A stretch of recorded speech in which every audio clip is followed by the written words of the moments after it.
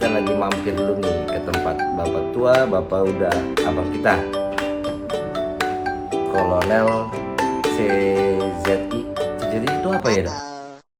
Korps Seni Oh, korps ini itu maksudnya itu bidang apa gimana? kalau di tentara Korps Seni itu teknik lah, teknik bangunan, teknik sipil Oh, yang bangun-bangun itu bagian kita itu. oh Kalau itu. dari perang kita apa namanya itu penjinak bom, Oh itu ilustrasinya ya. pasang itu ranjau-ranjau, itu ahli ranjau lah kita. Nah, kita mampir di kantornya nih di Kemenhan, tempatnya Pak Prabowo. Kita tanya aja aktivitasnya ngapain aja sih, kerja-kerjaannya ya ngapain sih. Dengar-dengar juga bapak tua atau bapak udah kita ini sering keluar negeri guys. Jadi kita perlu pengen tahu, apalagi gimana sih waktu mudanya dulu nih bisa sampai kayak gini. Udah sekolah dari pendidikan di awal tuh di kampung atau udah dari kota nih ceritanya? Saya asli orang kampung, orang desa yang jauh dari kota, namanya Hutamula Tambun Raya, pinggiran Danau Toba. Kalau pernah ke sana dekat Parapat. Nah, gitu. Masa kecil saya di sana SD, tapi SMP saya udah kos. Oh, SD-nya SD apa namanya itu dah? SD Negeri Hutamula 091437 itu nomornya, masih ingat. SMP? SMP udah ngekos karena jauh dari kecamatan Sidamanek itu ada SMP negeri, harus tes dulu masuk ke situ SMP negeri, jadi ngekos di situ itu udah jauh. SMA? SMA juga di kecamatan, satu-satunya SMA negeri yang ada di situ, jadi tidak bisa. Aku alumni ketiga lagi SMA negeri Sidamanek. Nah, kalau saya ke Siantar SMA 2 kan paling murah aku di Siantar dulu, tapi karena udah ada rayonnya di situ, akhirnya nggak masuk ke SMA 2 Siantar, nggak boleh. Akhirnya jadilah SMA Kampung Sidamanek. Orang kota Siantar semua, SMA Negeri 2, SMA 3, 1. Teman-teman sekolah dulu ngerantau juga ke Jakarta kan? Kalau teman-teman kuliah, rata-rata mereka kan kebetulan saya teknik sipil. Dari teknik sipil mereka jadi pemborong. Saya pilih masuk jadi tentara. Dalam perjalanan karir lulus 94, mereka jadi pemborong, tetap jadi pemborong. Krismon 98 mereka jadi PNS. Mereka juga sekarang udah golongan 4 semua rata-rata. Yang saya begitu lulus langsung masuk ke tentara tahun 94. Tes, masuklah sampai lulus 95. Hitung-hitungan uang, rezeki mereka lebih banyak lah karena mereka pemborong. saya terpancing waktu itu. Udahlah nggak, kamu gajimu berapa? Gaji saya 300.000. Begitu gaji saya 300.000, mereka pulang dari proyek datang ke Jakarta, kalau belanja ke Mangga 2, ke Glodok, mereka beli wool yang mahal-mahal sama lepis 300.000. Saya nemanin aja, begitu temannya. Kenapa? Kalau suka ambil aja katanya. Saya ambil satu lepis itu kan. Jadi saya punya cerita, lepis saya pernah 300.000 hanya dari mereka waktu itu. 100 ya, 100.000. 100.000 itu saya punya lepis karena saya nggak punya uang seperti mereka banyak-banyak kan. Waktu itu saya kasih tunjuk daftar gaji saya ini. Tapi ingat, setiap kita ketemu klien yang punya duit berarti klien yang traktir saya. Gaji masih gitu. Itu tahun berapa sih? Itu 95, 96, 95, 96. Jadi gaji masih gitu ya segini. Sampai mereka nggak percaya. Ya makanya kalau kita makan, ya klien lah. Dulu posisi udah di mana tuh? Di Magelang, di admin, pelatih. Ada lagi cerita yang lucu. Teman saya dokter kepala puskes di Kalimantan, pulang ke Medan. Saya bilang nggak punya uang, kita pulang naik ALS lah saya bilang. Ya, aku mau minta yang 23 tempat duduk. Dia pilih yang 22. Udahlah 22 aja. Ya udah 22. Ikut sama si bos lain nih, si komandan, ikut sampai di Palembang, nggak kuat dia. Turun kita. Ngapain? Saya bilang, taksi, antar ke bandara. Saya nggak mau naik ALS sampai ke Jakarta. Bis. Ya udah, kami dari Palembang naik pesawat, gara-gara dia manut ikut saya. Nggak kuat, aku nggak ada uang beli tiket pesawat, saya bilang. Akhirnya kami dari Palembang, taksi, antar ke bandara. Kami naik pesawat kami dari bandara ke Jakarta. Itu cerita lucu. Itu lucunya kalau berteman itu sama orang-orang yang sukses, itulah bisa kita rasakan dulu. Yang menurut udah tuh paling enak, bukan paling enak ya, paling bermakna tuh SMP, SD atau SMA ada yang di kampung lah. Semuanya bagi saya bermakna dan punya cerita sendiri. Saya percaya diri waktu SD, guru saya pas bikin pagar, mukul-mukul apa tuh bambu, potong bambu, kelas 2. Begitu dilihat kepala sekolah saya nanya, kamu nanti ambil buku dari saya, hadiah juara, kamu pintar katanya gitu. Oh dari situ percaya diri saya tinggi. Dan memang saya sampai SD ranking terus. Nah, begitu masuk ke SMP, pas pengumuman masuk ke SMP negeri itu saya kena apa? Cacar, apa namanya? Cacar air. Akhirnya saya nggak ikut lihat pengumuman. Bapak yang lihat pengumuman, kamu ranking 6 katanya kan. Pengumumannya kamu nomor 6 tadi katanya. Baguslah. Saya kira kan, saya orang kampung kan. SMP negeri nggak pernah bisa saya lawan, saya pikir kan. Ternyata 6. Percaya diri saya tinggi lagi. Begitu saya masuk ke SMA, pembagian kan kami zaman kami kan ada fisika, biologi, IPS. Begitu saya dibagi masuk ke ke fisika, itu kan orang-orang ilmuwan dibilang. Iya, zaman dulu bilang pinter lah IPA gitu, IPA. Nah, saya naik bangga lagi. Saya masuk fisika. Cuman saya resikonya kalau fisika ini udah kumpul orang-orang pintar semua. Kalau pintar kumpul sama kita bisa kalah kan, jatuh. Benar. Saya masuk ke 10 besar. Pada saat SMA jauh dari bimbel, tidak ada pelajaran tambahan, jadi akhirnya saya belajar buku sendiri. Untuk saya di kebun, di rumah kakak saya. Yang membuat saya melihat ada kasta. Di kebun itu kan ada kasta. Kasta-kasta di kebun itu, panggil tuan kan itu punya orang Belanda. Jadi zamannya Belanda itu kan, tuan itu kalau bosnya kebun itu tuan kan. Nah, kita masuk kasta karyawan kan. Jadi saya tahu kasta. Kalau di kampung kan nggak ada kasta. Ya semua petani, semua punya kebun. Nah, kalau sini ada kasta, jadi tuan. Aku suatu saat jadi tuan seperti dia. Emang dia nggak makan apa? Makan nasi kok. Saya juga makan nasi. Saya akan belajar dan belajar.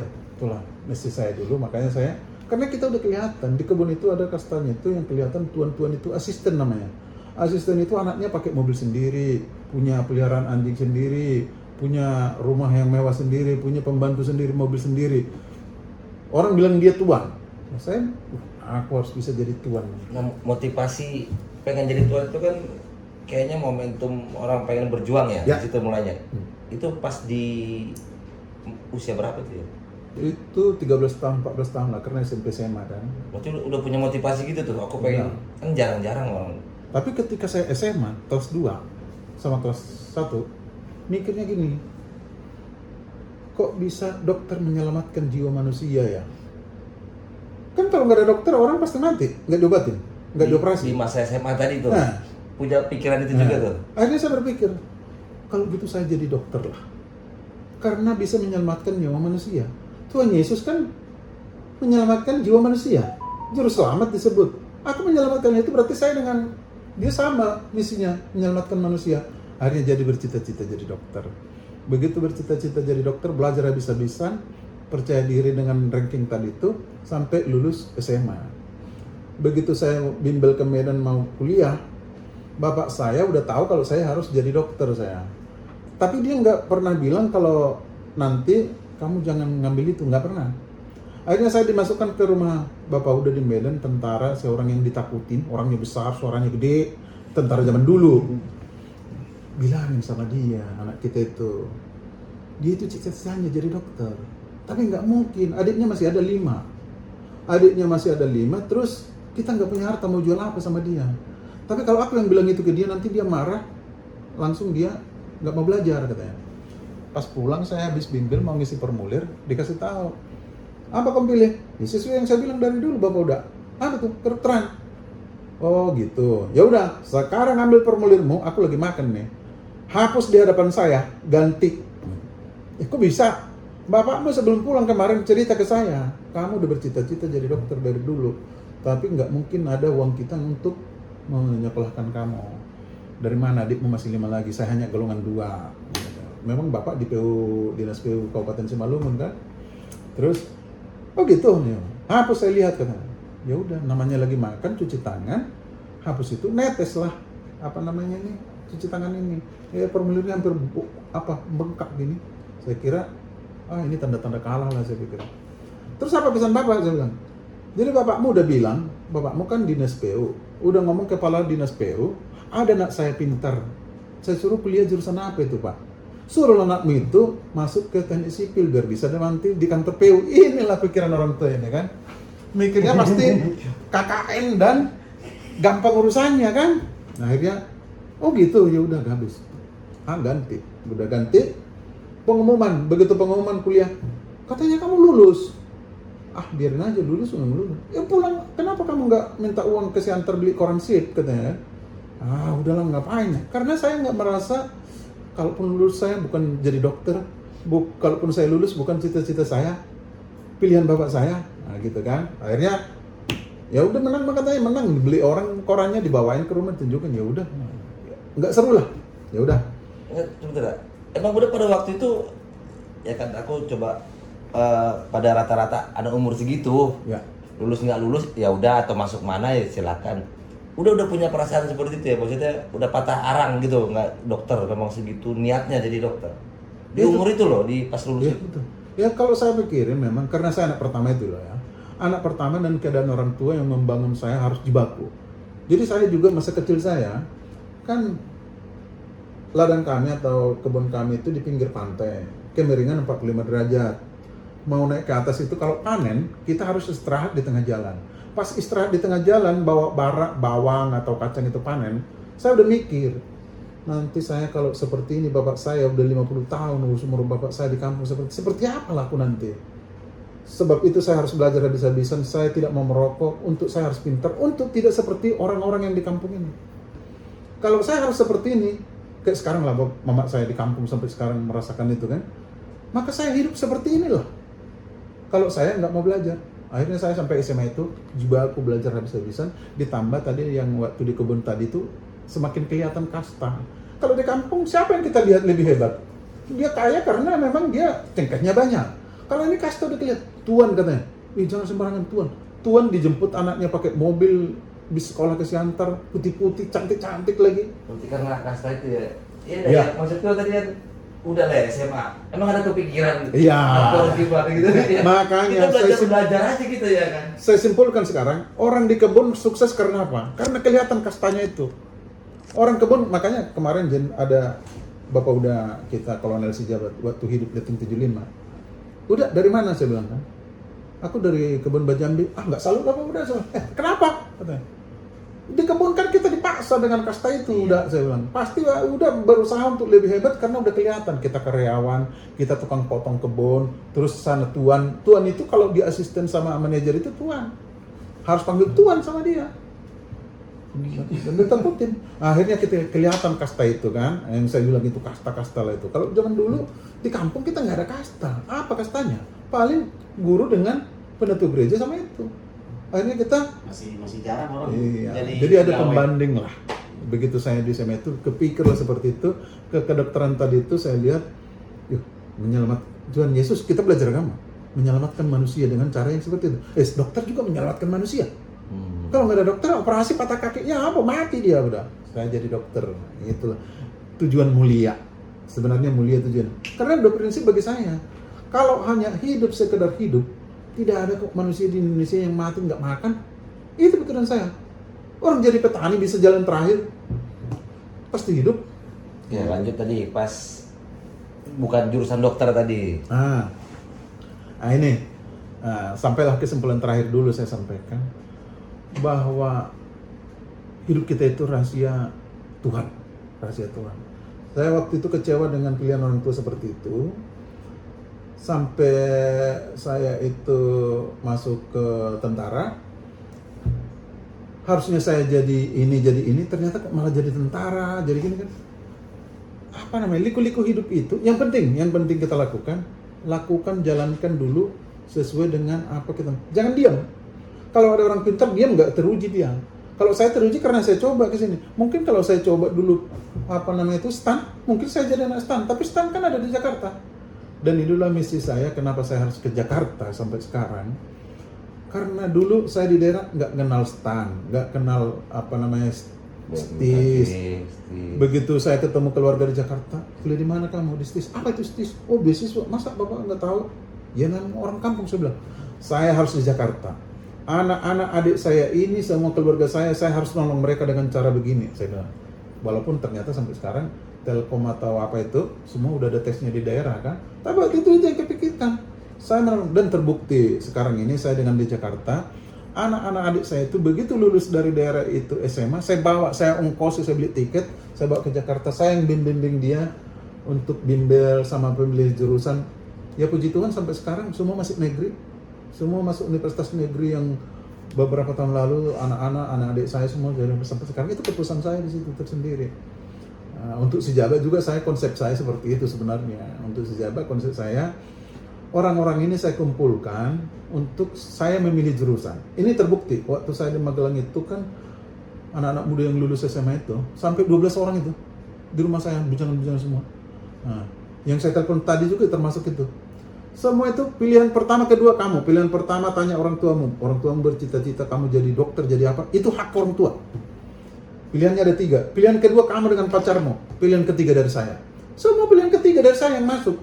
Begitu masuk ke Jogja kuliah, terus sekarang udah pejabat-pejabat di Jambi sama di Pekanbaru. Kamu kok bisa jadi kepala dinas di sini, jadi kepala dinas? Aku kan lulusan Jogja. Jangankan negeri, swasta aja lulusan Jogja. Ini daftar apa kami, pegawai kami satu kantor bapak tua katanya. Nggak ada yang dari Jogja. Swasta aja dari Jogja udah dianggap hebat kan. Semua ini dari Batanghari katanya gitu kan. Jadi makanya aku itu, iyalah bapakmu juga bangga dulu. Orang kalau kuliah swasta aja di Jogja udah hebat, anakku negeri lagi kamu bikin katanya. Makanya semua orang tua itu begitu saya nikah pesta semua datang. Itu rame mereka datang kan. Ini menjadikan anak-anak kita katanya. Terus jadi kepuasan sendiri lah. Jadi anak-anak sekarang ini untuk kuliah kan selalu mikir jurusan bonafit, jurusan harus ini. Bagi saya tidak ada. Ini kesimpulan saya sampai sekarang. Saya 28 tahun dinas. Tidak ada sarjana yang sampai sekarang teman saya dan keluarga saya yang nganggur. Tuh. Makanya syaratnya orang yang jadi sukses harus kuliah. Mau S1, mau D3 kuliah pasti jadi. Dan saya pastikan sampai sekarang. Pokoknya harus sekolah lah ya. Ya, kuliah. Beda dengan anak tamat SMA, karena SMA-nya udah banyak. Kalau kuliah sampai sekarang mau keluarga, mau teman, tidak ada yang jadi ganjal atau apa sih. Pokoknya dapat kerja semua. Ini maksudnya anak-anak SMA kuliah yang sudah selesai kuliahnya yang dari kampung, kita siap menampung mereka di Jakarta dikumpulkan. Saya yang milih jurusannya, pilihan dia satu, apalagi tahun ini 4 pilihan. Oke, pilihan dia sama dia 2, sama saya 2 aja. Yang penting bagi saya dia kuliah dan negeri kalau bisa, untuk meringankan biaya negeri lah. Begitu dia jadi sarjana pasti dapat kerja. Ya, masa depan pun sudah pasti terjamin. Nah, karena kalau kalian kan belum bisa evaluasi kan? Ya. Kalau saya evaluasi, letting saya, teman saya, keluarga saya yang sampai sekarang yang lulus sarjana kuliah, mau D3 mau S1, semua dapat kerja, nyaman hidup. Makanya kalau saya pun kampanye Bupati Simalungun atau jadi bupati, jadi camat, saya hanya itu moto saya. Saya harus bisa menguliahkan semua putra daerah itu. Gimana caranya? Saya udah studi banding ke Lampung Selatan. Lampung Selatan itu bupatinya pernah kami seminar di Hotel Ibis Mangga 2. Dia bilang, saya mampu menggratiskan SMA di kabupaten saya. Kata, wah, kok bisa Pak? Nanti Bapak saya mau belajar dulu sama Bapak setelah seminar ini. Saya bilang. Setelah saya pelajari begitu-begitu, terus saya jawab, Bapak, kalau setingkat SMA, semua orang tua pasti mampu. Semua pasti mampu. Nggak ada yang tamat SMA kecuali anaknya tidak pintar dan udah gila, nggak mau sama SMA. Tapi kalau Bapak mampu menguliahkan dia D3, S1 atau D4, itu udah pasti masa depannya cerah itu saya bilang. Karena dia masuk dari S1 D3 udah dihargai, mau di pabrik juga. Saya udah tanya teman saya yang sastra Jerman, sastra apa yang di pabrik itu, kita tetap dihargai Pak. Saya udah bilang, saya daftar sama SMA aja lah, yang penting saya kerja gitu. Tapi sampai di dalam saya diterima itu dibedakan Pak. Artinya kalau SMA buruk kasar lah. Ya itulah, dan bersaingnya berat. Ya, bersaingnya berat. Itu konsep saya juga itu. Jadi apa namanya? Dari dulu itu yang potensi ideal diri saya yang tertanam, yang nggak mungkin kesampaian, nggak mungkin kan, nggak mungkin kesampaian. Jadi kalau Pak Radiapo mengharapkan pendeta ke Yerusalem semua, kalau aku enggak, itu aja. Anak-anak yang tamat SMA itu harus kuliah. Mau swasta apa negeri, saya bisa atur itu. Caranya itu tadi. pilih yang di Jakarta, tapi kita siapkan, paling tidak kita cari rumah, gubuk atau apa di situ tempat mereka yang bisa dipakai untuk selama dia kuliah. Kita siapkan motor aja untuk bisa dia jalan kemana dan motokopi atau apapun tugas dia. Kayak Atau di Medan satu. kayak orang timur itu bang yang suka kuliah, jadi mereka ada tempat satu tempat. Iya. Terus- Kayak asrama lah namanya, itu kayak mes. Kalau di Jogja itu namanya mes Bukit Barisan. Aku udah merasakan. Dari situlah saya timbul pemikiran itu. Nah, kalau Simalungun sekarang buat dia di kantor di ini, Kuitang kan, bertingkat itu. Tapi itu hanya sekedar kunjungan kalau pejabat dari sana datang, nginap di situ dia. Saya bukan berpikir begitu. Akan masih ada gubuk dan biaya ringan, tidak perlu AC atau apa, tapi untuk tempat anak-anak itu datang yang tidak mampu khususnya ya. Kalau dia udah mampu, orang tuanya juga kita seleksi kan. Jangan tidur seperti ini. Tidurnya mau 2, bertingkat 3, yang penting bisa dia hidup. Gitu. Makan satu orang yang masak kopi, selesai. Paksakan tamat SMA, kuliah. Ya. Anak kita ini yang cinta dengan olahraga, dia pengen seperti JK Saragi lawan tubuh kita yang dari Simalungun sana. Apakah bisa menjanjikan untuk masa depan, Bang? Pendapat Abang, Bang? Membina bakat anak Iya. gitu kali ya. Kalau itu kan hobi, itu talenta. Kan nggak semua bertalenta jadi olahragawan. Nah, itu caranya yang gampang. Seleksi ke sekolah untuk merekrut orang mereka itu dengan marketing. Marketing itu sebenarnya intinya. Artinya kalian bisa menyebutkan rata-rata kalau lulus dari sini kamu dapat prestasi, kamu udah terjamin masa depanmu mau jadi apapun. Ingat, di Indonesia itu selembar kertas berharga loh. Ketika kamu bilang tadi juara 2 di apa namanya itu? Di Presiden. Piala Presiden. Ijazahmu itu kamu pakai, kamu mau mendaftar di perusahaan apapun, perhitungkan. Memang sudah saya rasakan. Itu, saya merasakan itu. 3 tahun saya pegang beasiswa Super Smart tanda tangan Soeharto. Kemanapun saya mendaftar, semua dipanggil. Tapi waktu zaman saya, ditawarin, kalau ngambil SK ini tinggal 34.000. Orang milih, uang itu dibawa semua. Kalau saya enggak, 34.000, oke tinggal di sini, saya ambil ijazah apa itu? SK 1 lembar saya bilang. Yang dari dulu saya ada nakal-nakalnya gitu. Gimana nggak nakal? Nggak tertentara, tahu nggak? Nggak tertentara itu. Begitu penguji Kristen, Dokom Majo Hata Perseote katanya. Saya lihat marganya Huta Gaul. Nah, ini pasti nggak tahu ini bahasa Simalungun. Karena saya ada untungnya saya tinggal di Simalungun, gereja Simalungun, walaupun saya orang Batak Toba. Jadi saya nggak bisa bahasa Simalungun, tapi ngerti Simalungun. Oh, dia Huta Gaul. Berarti ini nggak ngerti bahasa Simalungun. Ai gereja nami emang GKPS do. Jadi bahasa Simalungun, do bahasa Haporsia Okuboto. Ya udah bilang lah katanya kan. Saya bilang lah. Nah, udah selesai kata. Gimana segitu Pak? Nggak bisa saya tambah-tambahin. Kalau saya tambah-tambahin nanti dosa saya gituin kan. Nah, karena saya udah tahu kalau dia itu nggak ngerti bahasa Simalungun, bahwa saya nggak bisa dinilai sama dia dengan apa itu pengakuan iman rasuli. Itulah. Jadi licik-liciknya itu udah dari dulu memang. Ada lagi satu lagi saya. Ini hal-hal yang seperti ini memang kalau orang cerdas, disitulah bisa kita ngukur orang cerdas atau enggak. Saya tanya panitia, Pak, nanti kalau ini lulus berapa orang ke Magelang? 45, 60. Terus semua bersaing dengan jurusan? Iya. Oh, kalau gitu caranya biar nggak banyak mendaftar, saya pikir kan. Saya di luar pintu gerbang itu, nanya orang, Le, jurusan bahasa Inggris diterima nggak? Bahasa Inggris nggak diterima, bahasa Indonesia itu yang diterima. Saya gitu-gituin lah, pulang. Itu orang yang nggak jantan itu di situ pulang. Berkurang saingan saya pikir. Sampai gitulah banyak orang kena lah sama like saya satu. Sampai sekarang ini jadi cerita sendiri lah kami. Like saya Jadi ini, memoris ya. Dr. Charles Lalahi. Waktu itu dia esket, belum dokter umum. Le, kalau esket diterima nggak? Apalagi dia dokter, usul lagi, udah pintar, pasti dia yang menang, saya pikir. Oh enggak, dokter umum diterima, esket belum, S1 itu, saya gituin. Pulang dia. Ketemu saya di Jogja, pas dia ngambil spesialis, aku ngambil kuliah S2 di UGM. Cerita dia, gara-gara lain saya nggak jadi tentara, katanya kan. Dia juga isukan di kampung kan. Itu si jabat itu, apasan itu, udah Kopassus itu, udah kapten katanya gitu. Tapi gara-gara dia saya nggak tentara. Bersyukurlah lain nggak masuk tentara. Karena kalau diukur kekayaan dengan Lai, sekarang Lai pasti lebih kaya dari saya. Saya gituin kan, dia ngambil spesialis di UGM kan.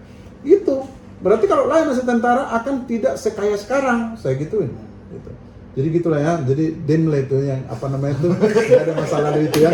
Ya memang saya Yang bandel-bandel dikit bilang. ya, memang dari dulu. Ujian itu juga begitu saya dulu. Disuruh kan pakai teropong apalah namanya itu kan.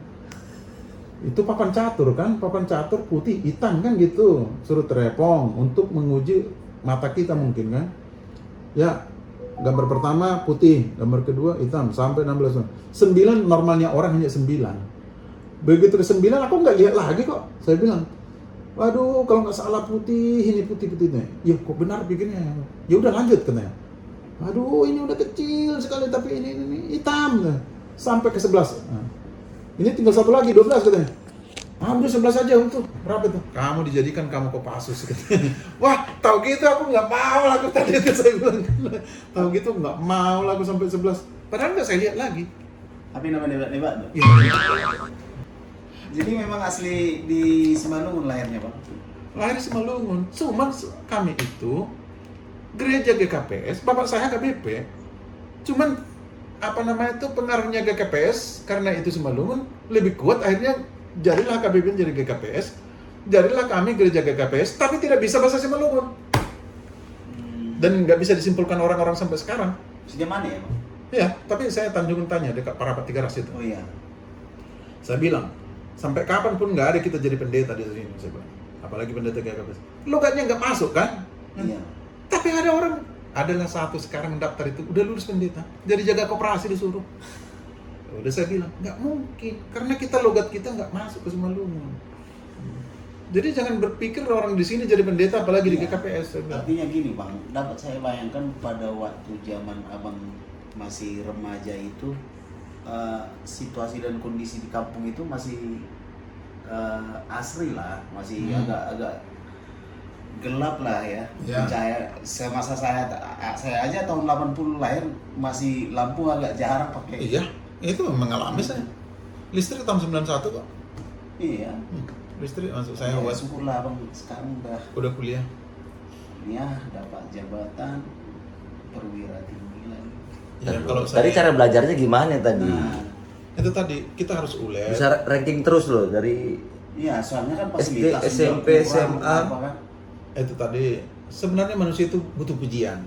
Itu ingat itu. Makanya sekali-kali jangan memojokkan orang, anak, saudara atau ponakan. Puji dia. Kalau saya nggak dipuji guru saya dari kelas 2 SMP tadi, SD tadi itu, saya nggak mungkin bangkit semangat saya. Karena saya dibilang mau Motivasi. apa itu bikin apa itu pagar itu, kamu pintar bagus. Nanti ambil buku. Walaupun sampai meninggal bapak saya itu apa itu kepala sekolah itu masih ada utang sebenarnya bapak. Kayak anaknya saya bilang kok sekarang masih ada utang bapak dulu sama saya. Dia suruh ngambil buku karena saya pintar, nggak dikasih bukunya kan. Dari situlah semangat hidup itu terus menantang. Dan tambahan satu lagi ada yang ini nggak salah untuk kita mengenal lawan jenis kita untuk menaikkan apa semangat kita. Kembali ke beasiswa tadi itu. Beasiswa saya Super Semar itu sebenarnya pacar saya yang mendukung saya itu dia juga jagoan di sana jagoan di sini termasuk di SMA. Orang biasanya orang pintar itu kan cari pacar yang pintar kan. Adik kelas saya yang pintar itu main gitar pintar, main catur juara kecamatan, mati aku saya bilang kan. Terus apa namanya itu di kelas juara, cepat-cepat di TV kan ada, masuk ke TV dia. Jadi semangat kita naik, kita berusaha untuk pintar. Saya pinjam buku dia, tulisan cewek kan rapi-rapi, bukunya rapi-rapi. Saya ambil bukunya waktu saya kelas 3, saya pelajari. Tekniknya juga seperti ini waktu itu saya bilang. Kalau buku yang dikasih pelajaran dari sekolah itu, kan susah tuh buku penanka itu. Tapi waktu itu ada buku penyelesaian soal-soal. Buku penuntun namanya. Nah, tapi saya ajarkan ke anak sekarang nggak nyambung juga itu. Jadi kita itu kesulitan belajar ini, tapi jawabannya kita udah punya. Tinggal mengingat-ingat, oh ternyata begini. Itulah kunci saya itu semakin saya percaya diri waktu itu. Saya kasih contoh lagi ya, bimbel di Medan tadi itu. Saya bimbel merangkak ke Medan, sampai di Medan itu saya orang kampung terlambat lagi, keringat-keringatan. Di Medan kan orang kampung hitam keringatan kan. Saya duduk paling belakang, kipas saya ambil sendiri. Minta langsung kan. Cuman karena otak saya lancar, lagi ngitung-ngitung belajar kimia ini. Ini. Ya, coba kerjakan kata tentor kan. 3 mol, saya gitu. Siapa itu orang belakang itu? Orang lagi ngerjain, orang udah ada 3 mol. Udah, habis itu lagi, ya coba kerjakan. Aku nggak bisa ngerjain, tapi 3 mol jawabnya, gitu-gitu aja. Karena saya nggak mau keringatan di depan dan malu. orang kampung itu kan, baju saya juga masih baju model kampung. Orang ini orang Medan udah kaya-kaya. Sinilah, karena aku bisa jawab itu tadi, 2 orang dari cewek teman kami bimbel ini mendekat ke saya. Punya kalkulator yang mewah, bagus. Aku di kampung nggak punya kalkulator zaman itu, nggak ingat, nggak ada. Mana ada? Enggak, dia bisa. Kita dulu pakai lidi kok.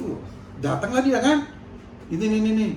Dihitung sama dia, ini kalkulator. Nggak ngerti aku, kamu hitung sendiri. Sebut aja itu, sebut sama dia kan. Ini. Akhirnya malam datang mereka ke saya, belajar, datang ke bimbel, aku tuh nginap di bimbel itu. Begitu tuh, jatuh hati lah. 1 ginting, 1 bolu perangin angin. Si ginting ini rambutnya keriting panjang, ternyata bapaknya kerja apa? Jalan Batur lah itu waktu itu. Baru ginting maksudnya, Bang? Baru perangin angin sama ginting ini yang 2 ini. Gimana aku sebutanmu sama kamu, katanya gitu. Aku kakakmu, aku lulus tahun lalu. Biar aku itu tadi gengsi-gengsian itu. Biar orang ini panggil abang. Orang Medan kalau dipanggil abang seneng kan? Iya. Aku lulus tahun lalu, jadi biar panggil abang. Kalau nakal-nakal itu udah dulu. Biar panggil abang orang ini, saya pikir. Panggil abang lah dia kan? Bang, ini ajarin kita nih. Jarilah kami dekat. Disitulah yang saya bilang tadi itu. Apa pilihan abang, itu pilihan saya. Gitulah kami bertiga ini. Saya pilih kedokteran 3-3. Keluar di koran, nama kami 3-3 lulus. Tapi sekarang saya ganti nama saya. Terus teman saya yang si Charles saya bilang itu kan masuk kedokteran di USU. Monitor dulu namanya Florentina Ginting sama si ini kedokteran. Saya bilang kan, monitor.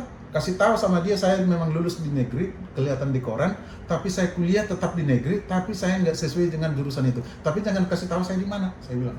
Karena nanti dia datang, saya bilang. Ternyata saya dapat kartu Natal saya kirim ke rumahnya di Jalan Batur, saya ingat itu. Jadi dia punya mobil Datsun itu sedan. Makanya saya anggap kaya kan. Malam dikasih saya makan mie goreng. Waduh, kayak kamu lah, seperti kamu sekarang lah. Perasaan saya di surga waktu. Enak sekali Mama Medan ini, disayang lagi sama cewek-cewek kaya ini. Saya pikir, waduh, nikmat sekali. Zaman itu siapa yang punya mobil, Bang? Aduh, pakai dia kan. Pulang saya pas libur atau apa ini, kantor itu jatuh hati sama si Sri Priani ini. Ditangkap saya diangkut di jalan. Kamu ada apa dengan Sri Priani, katanya? Oh, teman belajar aja, Pak. Kamu jangan bohong, kamu saya pukul kamu gini. Enggak, aku tanyain sama dia. Memang teman biasa tapi akrab. Pas bimbel tadi itu saya pilih jurusan kedokteran, menang kami 3-3, tapi mereka masuk kedokteran sudah 2. Tapi semester 3 mereka DO. Karena dia belajar harus sama saya dekat dan bisa diskusi paling enak. Di manakah dia? Gitulah jawabannya, pertanyaannya ke teman saya Charles tadi itu. Cuman saya kan karena kangen saya sama dia dekat seperti itu, saya kuliah, saya ke kampus USU, ke kedokteran itu. Saya lihat dia dari jauh di parkiran itu, udah datang Sri itu mobilnya, rambutnya kan keriting lebar gitu. Terus saya lihat mobilnya kan, puas saya, udah pulang saya. Gitulah saya dulu, manusia perasa. Jadi saya kuliah Sri Priani, hanya nasib yang menentukan saya harus pisah sama kamu, saya gitu. Suatu saat yang saya bilang dokter yang naik bis ALS tadi itu, dia habis kepala puskes di Kalimantan, beli mobil lah untuk orang tuanya, hadiah ulang tahun orang tuanya. Belilah dia Panther 48 juta. Dia bapaknya menjual bunga di Padang Medan. Singgahlah kami ke kampung. Saya ceritalah ke mama dan bapak di situ kan. Pelok tanya, kasih tahu dulu habis berapa kamu uang kuliah selama kedokteran di USU, saya bilang kan. Karena mama ini dan bapak ini saya nggak bisa kuliah dulu karena takut uangnya nggak cukup. Mana ada yang udah semua kuliah kedokteran ya sama aja, uang kuliah berapa? 80.000. Ya segitu uang kuliahku. Terus dari mana uang habis-habisnya? Ya nggak ada, negeri kok, katanya gitu. Udahlah nggak, kan itu udah dikasih Tuhan kamu negeri, udah. Makanya saya bilang tadi itu pilihan orang tua lah pilihan Tuhan, itulah kata terakhir saya.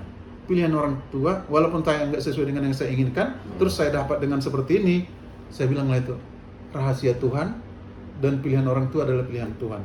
Sesekali saya bilang sama orang-orang yang saya bilang di rumah saya itu tadi, kasih hak orang tua untuk memilih jurusanmu. Itu makanya karena pengalaman saya dengan seperti itu. Kode buat anak. Gitu. Karena anak sekarang semua dan dasar berpikir orang yang tidak sukses, egonya tinggi karena memang dia ngapain jurusan ini? Ini nggak laku. Kok dia tahu? Dia kan belum berpengalaman. Ya anak saya aja berani bilang gitu sekarang kok. Kan saya yang tahu, saya udah tahu jurusan apa sampai yang sekarang yang luntang-lantung, jurusan apa yang saya pakai. Anda masuk jadi teknik sipil, saya jamin masa depanmu. Ingat nanti temanmu yang teknik sipil itu lebih hebat dia tahu dari kamu, atau seperti apa dia dengan kamu, bandingin aja hidupmu sampai panjang nanti. Saya gituin sama anak-anak itu semua. Karena setelah saya tahu kan teknik sipil itu kepala pimpro di mana-mana. Orang arsitektur pasti anak buahnya, orang elektro pasti anak buahnya, teknik mesin juga pasti anak buahnya, ekonomi juga jadi bagian keuangannya. Yang pimpronya hanya teknik sipil. Cuman menderitanya kuliah teknik sipil itu memang berat, tapi hasilnya itu menjamin sampai sekarang. Jadi ada sampai teman saya sampai sekarang, Kontraktor. teman saya sampai sekarang ketua kelas kami dulu, dia teknik sipil swasta di Jakarta. Yang tiap hari datang ke tempat saya waktu saya mayor mengajak saya untuk jadi Bupati Simalungun. Dia ngegolkan, udah berapa bupati digolkan sama dia. Saya hanya minta mau apa enggak gitu aja dia. Saya hanya minta mau apa enggak gitu aja dia.